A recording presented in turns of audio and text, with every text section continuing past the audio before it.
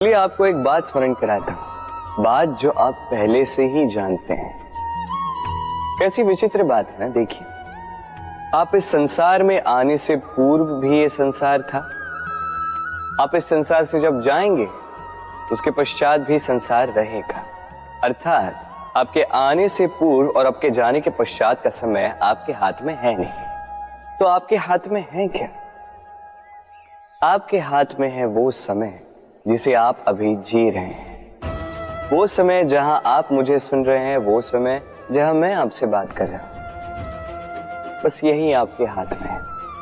अब इसका आप क्या करेंगे? चिंता करके नष्ट करेंगे?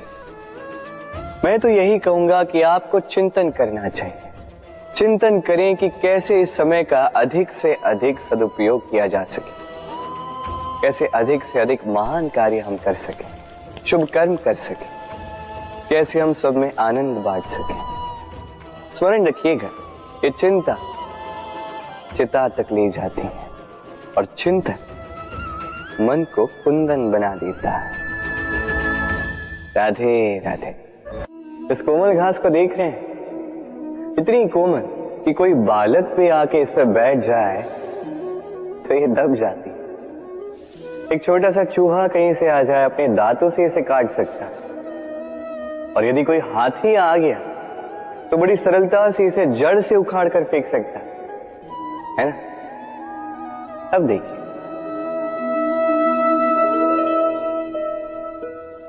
मैंने इसी घास को गूंथ कर एक रस्सी बनाई, और अब वही कोमल घास एक शक्तिशाली बंधन में परिवर्तित हो चुका।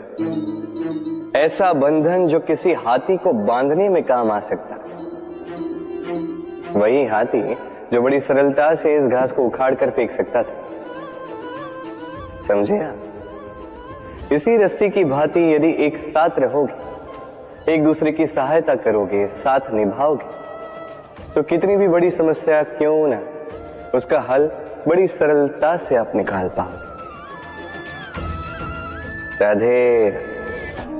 जब भी हम किसी वृक्ष को देखते हैं, सर्वप्रथम हमारी दृष्टि पड़ती है उसके पुष्पों पर, हरे भरे पत्तों पर,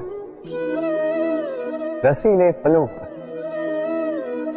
किंतु वो कठोर, वो निस्वार्थ जड़, उससे तो हम कभी आकर्षित होते ही नहीं। अब क्या इसका अर्थ ये है कि जिसने बलिदान दिया, जो उस वृक्ष की नींव है, जिसने उस वृक्ष को बढ़ाया, उसका कोई मोल ही नहीं। स्मरण रखिएगा, जब भी हम किसी वृक्ष को जल देते हैं, उसके पत्तों, पुष्पों या फलों को नहीं, उसकी जड़ को देते हैं। जब भी हम किसी वृक्ष की पूजा करते हैं, यही पुष्प, यही तिलक हम उसकी जड़ को अर्पित करते हैं। अर्थात कहीं ना कहीं अनजाने में ये प्रकृति आपको वो मान दे ही देती है जिसके आप पात्र हैं।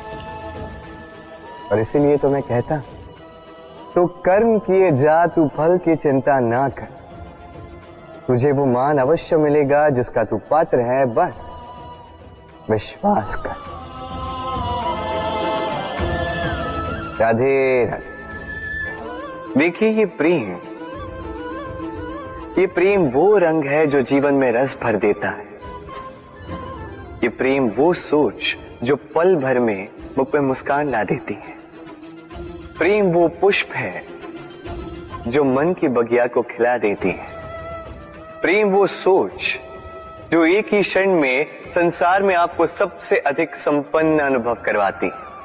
ये प्रेम वो जो तपते मरुस्थल में आपको जीवित रखे। ये प्रेम वो जो आपकी आत्मा को तृप्त कर दे। ये प्रेम वो जो आपके मुख पर मुस्कान ला दे, जैसे अभी इस समय राधा मेरे मुख पर ले। अद्भुत है ये प्रेम। तो आइए इसी प्रेम के साथ कहें, राधे राधे। इस तालाब को देख रहे हैं आप? बच्चे, बूढ़े, युवक, किसी से भी मैं पूछ लूं कि ये क्या है, तो सबका उत्तर एक ही होगा। उत्तर तब बदलेगा जब प्रश्न ये होगा कि आप इस तालाब के साथ क्या करना चाहें। कोई कहेगा कि मैं यूं ही किनारे पे बैठ के इस जल को स्पर्श करके शीतल वायु का आनंद लेना चाहूंगा। कोई कहेगा मैं इस तालाब में तैरना चाहूंगा, कोई कहेगा मैं एक कागज की नाव बना के इसमें छोड़ना चाहूंगा,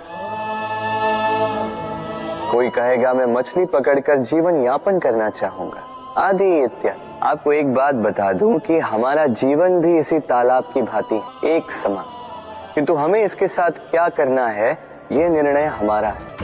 इस तालाब में आपको मोती भी मिलेंगे, कीचड़ भी मिलेगा। यदि आप मोती पाना चाहते हैं तो आपको उस गहराई तक जाना होगा, उतने प्रयास आपको करने होंगे, तब जाके आप मोती पाओगे। अन्यथा केवल कीचड़ हाथ लगे। किंतु जो मैं सदैव कहता, निर्णय आपका है। राधे राधे। हमारा शरीर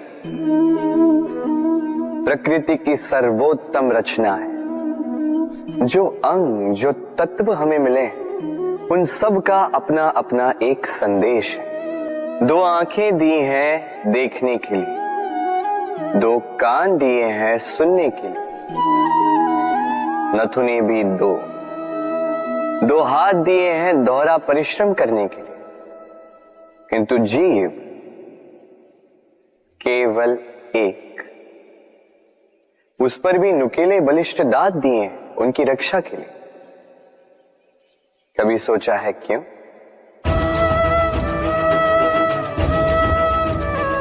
क्योंकि शब्द और शब्दों का उपयोग मनुष्य का सबसे बड़ा शस्त्र है, जिसका उपयोग जितना सोच समझकर किया जाए मनुष्य जीवन में उतना ही ऊपर उठता है। तो समझे ना? देखो, सुनो, समझो अधिक, बोलो कम। राधे राधे। आप इस संसार में ऐसे कई लोगों को जानते होंगे जिन्हें आप स्वार्थी मानते हैं, जो आवश्यकता पड़ने पर ही आपको स्मरण करते हैं, किंतु जैसे ही उनकी आपके सहायता की आवश्यकता पड़ती है हाथ जोड़कर आपके सामने सज्ज रहते। बड़ा क्रोध आता है ना इनको, मन खिन्न हो जाता, मन से ये स्वर निकलता है कि इस व्यक्ति की सहायता न करें। ऐसा कभी मत कीजिए। आप सोचेंगे क्यों कह रहा हूं मैं ऐसा? स्मरण रखिएगा, दीपक का स्मरण व्यक्ति केवल तभी करता है जब अंधकार गहरा हो जाता है। उसे स्वार्थी मानकर स्वयं व्याकुल ना हो, स्वयं को दीपक मानकर आनंदित होइए। भाग्यवान समझिए खुद को कि आप इस संसार में किसी की सहायता करने योग्य हैं। किसी के स्वार्थी होने से स्वयं का दृष्टिकोण न बदले। बस ये दृष्टि रखिए स्वयं के परमार्थ पर। मन प्रसन्न होकर बोले राधे राधे। आप जानते हैं, अनगिनत प्रयासों के पश्चात चींटी अपना एक छोटा सा घर बना पाती, जो अन्य जंतुओं के लिए सरल सी बात है। वो चींटी के लिए उसके जीवन की सबसे बड़ी घटना, सबसे बड़ी सफलता है। भविष्य में चींटी रहे न रहे, इनके बनाए हुए घर वर्षों पश्चात तक टिके रहते हैं। जीवन में सफलता के साथ भी ऐसा ही होता है। आपको एक दिन में सफलता नहीं मिलती, किंतु यदि आप प्रतिदिन प्रयास करते रहे तो एक दिन आपको सफलता अवश्य मिलेगी। स्मरण रखिएगा, भाग्य के द्वार उनके लिए नहीं खुलते जो हार मान लेते हैं। भाग्य उनका स्वागत करता है जो उठकर उनके द्वार खटखटाने का प्रयास करते हैं। तो प्रयास करते रहे, सफलता एक न एक दिन आपके पास आएगी। इस फल को देख रहे हैं आप? ये वो फल है जो पेड़ के सबसे ऊपर वाली शाखा पर पाया जाता है। तो जब ये टूटता है तब ये उस आकाश की ओर नहीं जाता जो ऊपर हो, वो जाता है उस धरती की ओर जो नीचे से उसे तक रही होती। क्यों? क्योंकि इस फल को अपनी ऊंचाई का ज्ञान धरती की नीचाई देखकर होता है।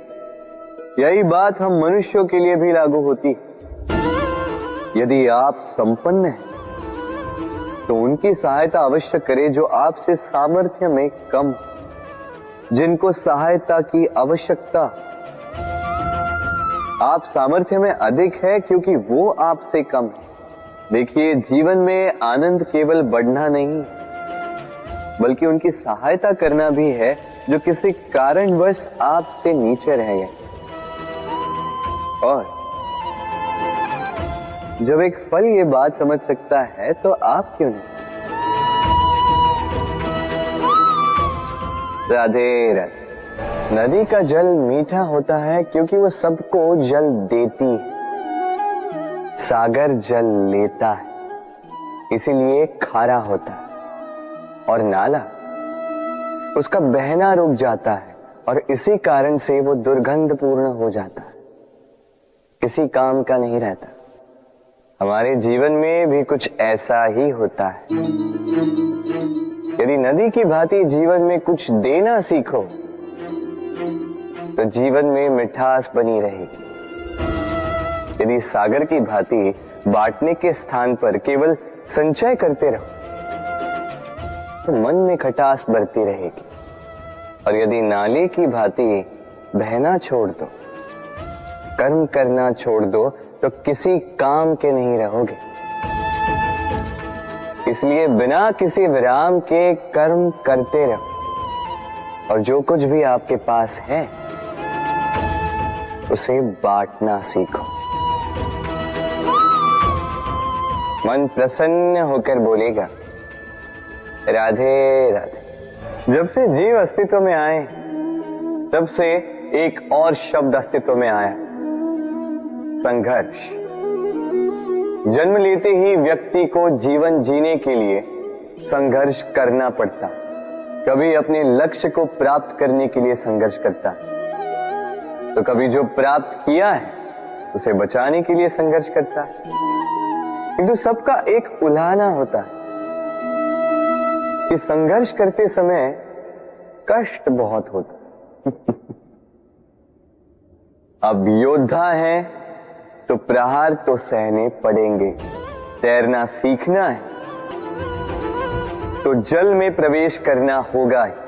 उन्हीं के पाव में छाले पड़ते हैं जो नित्य चलते हैं, और जो चलते हैं वो अपने लक्ष्य तक अवश्य पहुंचते हैं। इसलिए स्मरण रखिएगा, जीवन तभी तक है जब तक कर्म करोगे। तो संघर्ष करते रहिए, कष्ट को भूल जाइए और मेरे साथ प्रेम से कहिए राधे राधे। दीपक जलाने का कार्य कितना सुखमय होता है। प्रकाश की ये लौ मानो आत्मा के भीतर जाकर मन में उल्लास भर देती।